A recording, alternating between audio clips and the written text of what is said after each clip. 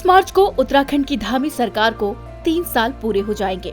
इस मौके पर मुख्यमंत्री पुष्कर सिंह धामी ने पत्रकार वार्ता में सरकार की उपलब्धियों को साझा किया और बताया कि इन 3 वर्षों में जनहित में कई साहसिक कदम उठाए गए। उन्होंने कहा कि प्रधानमंत्री नरेंद्र मोदी के मार्गदर्शन में और युवा मुख्यमंत्री की सोच और मेहनत से उत्तराखंड तेजी से आगे बढ़ रहा है। उन्होंने इसे देवभूमि के लिए शानदार और ऐतिहासिक कदम बताया। अब बात करते हैं उन महत्वपूर्ण कदमों की जो धामी सरकार ने उठाए। अतिक्रमण के खिलाफ अभियान।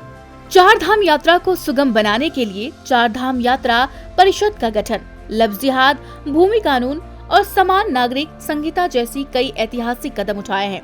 साथ ही धर्मांतरण विरोधी कानून और दंगारोधी कानून जैसे साहसिक कदम उठाए ताकि राज्य की संस्कृति और डेमोग्राफी बनी रहे। चलिए इन्हें पॉइंट्स में समझते हैं। पहला, अतिक्रमण के खिलाफ अभियान। सरकार ने भूमि अतिक्रमण को हटाने के लिए एक सख्त अभियान चलाया। यह अभियान उत्तराखंड में अवैध कब्जे को हटाने और राज्य की भूमि को संरक्षित करने के लिए जारी रहेगा। दूसरा, 4 धाम यात्रा परिषद का गठन। उत्तराखंड में 4 धाम यात्रा परिषद का गठन मुख्यमंत्री पुष्कर सिंह धामी के नेतृत्व में मार्च 2023 में किया गया। इसका मुख्य उद्देश्य 4 धाम यात्रा यानी कि यमुनोत्री, गंगोत्री, केदारनाथ और बद्रीनाथ को सुगम, सुरक्षित और व्यवस्थित बनाना था। तीसरा, समान नागरिक संहिता। जनवरी 2023 में मुख्यमंत्री धामी ने यह घोषणा की थी कि उत्तराखंड सरकार समान नागरिक संहिता को लागू करने के लिए प्रतिबद्ध है और 27 जनवरी 2025 से उत्तराखंड भारत का पहला राज्य बन गया जहां समान नागरिक संहिता लागू हो गई। इससे सभी नागरिकों के लिए समान कानून सुनिश्चित होगा। चौथा, धर्मांतरण विरोधी कानून। उत्तराखंड सरकार ने 2022 में धर्मांतरण विरोधी कानून का प्रस्ताव पेश किया था। इस कानून के तहत बलात्कारी या धोखाधड़ी के माध्यम से धर्म परिवर्तन करने वालों के खिलाफ सख्त कार्रवाई की जाएगी। यदि धर्मांतरण नाबालिगों, महिलाओं या कमजोर वर्गों के साथ होता है तो 10 साल तक की सजा हो सकती है और जुर्माना तक लग सकता है। पांचवा, भू कानून में बदलाव।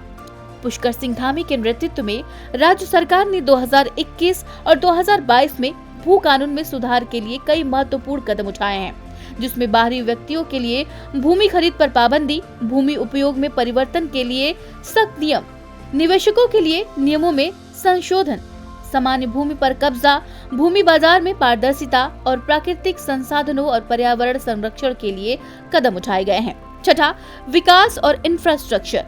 राज्य में बुनियादी ढांचे का विकास हुआ है, जैसे कि उत्तराखंड सरकार ने सड़क नेटवर्क को मजबूत करने के लिए कई प्रमुख सड़क परियोजनाओं पर काम किया। स्वास्थ्य सेवाओं में सुधार हुआ, एयरपोर्ट और हवाई यात्रा को बढ़ावा दिया गया। शिक्षा के क्षेत्र में सुधार हुआ, जल आपूर्ति और सिंचाई पर काम किया गया। स्मार्ट सिटी योजना पर ध्यान दिया गया और पर्यटन क्षेत्र में सुधार किया गया।